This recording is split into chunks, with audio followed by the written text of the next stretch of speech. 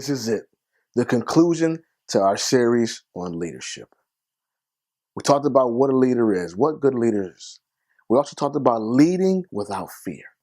And now we're going to talk about the do's and don'ts of leadership.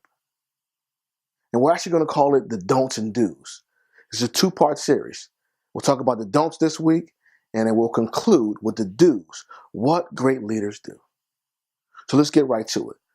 Four things that great leaders don't do. The first one, great leaders don't set bad examples. You can't afford to set bad examples when you have people following you. Remember, people are always watching, whether you know it or not.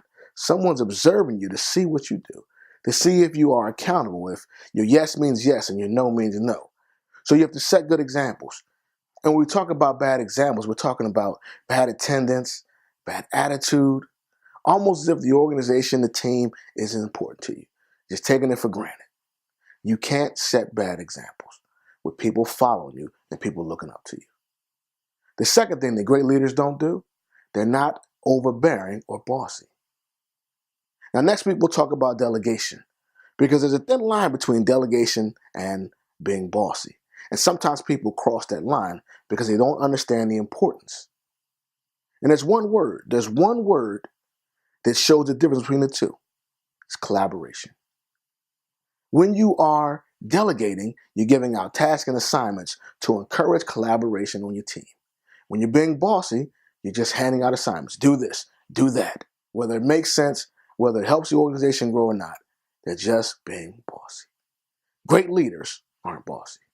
And the third thing that great leaders don't do, they don't take everything personally. You can't be a great leader and not realize that people are going to attack you. People are going to come at you, mainly because of your position, because of your status. And when they do, you can't take it personally. You can't look at it like it's a personal attack. Everybody's against me. Back yourself up in a corner, because you'll get defensive. And when you're defensive, you're not firing off at your maximum capacity. You're not at your very best because you're worried about who's looking at you, who's talking about you, and who's coming at you. You're not even thinking clearly. So you can't take everything personally. And the fourth and final thing that great leaders don't do, great leaders don't expect more from their team than they're willing to give themselves. And this is very important. We always talk about lead by example. Michael Jordan is one of the great examples. We talk about somebody that led by example. The first one, the last one.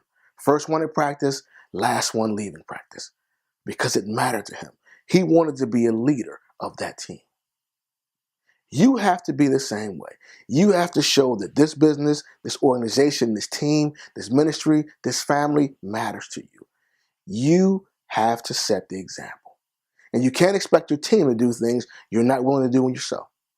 So if you expect your team to love the organization and love the team so much that they're willing to jump through hoops, then you better be the first one ready to go through.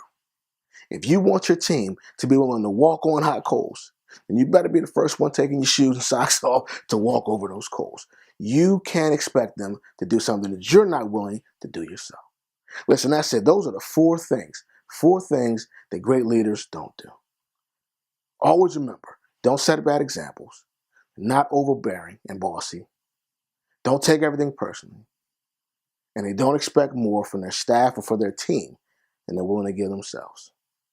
Join me next week and we talk about the four things that great leaders do as we conclude our series on leadership. Continue to strive for greatness, continue to strive for your best, and be the best you can be.